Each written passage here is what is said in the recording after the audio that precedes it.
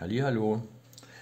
Ja, habe hier eine Frage zu einer Speed Triple T509. Motor klappert. Und zwar hören wir mal kurz rein.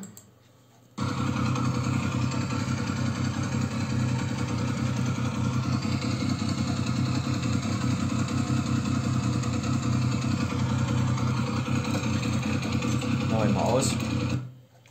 Ja gut, das Problem ist, dass in dem ganzen Video nur das Motorgeräusch im Leerlauf zu hören ist. Wäre mal interessant, wenn er das Moped ein bisschen höher drehen lässt, so 1500, 2000. Und ob das Geräusch bleibt oder weggeht. Wenn es weggeht, was ich mal annehme, weil es klingt für mich nach Steuerkettenspanner, dann ist es auch der Steuerkettenspanner, das haben die öfter.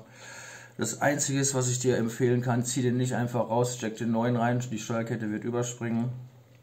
Bei den Motoren musst du unbedingt Ventildeckel runternehmen, die Steuerkette auf den Steuerkettenrädern, auf den Nockenwellen oben fixieren. Da kann man ganz gut einfach mit einer Holzklammer, mit einer Hälfte davon links und rechts sozusagen feststecken.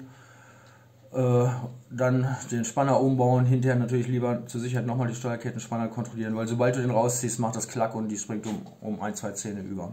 Gut, mehr kann ich jetzt im Moment nicht dazu sagen. Teste nochmal das Moped, wie gesagt, ein bisschen höher drehen zu lassen. So ab erhöhtem Standgas 1500, 2000 sollte das Geräusch weg sein oder zumindest so deutlich leiser werden. Also dann hast du eigentlich einen ganz klaren Hinweis, dass es sich nur um den Steuerkettenspanner handelt. Die Motoren haben sonst noch eigentlich keine Probleme.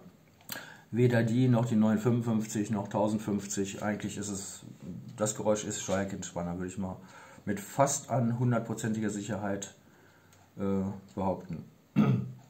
Gut, das war's erst. Bis später. Ciao, ciao.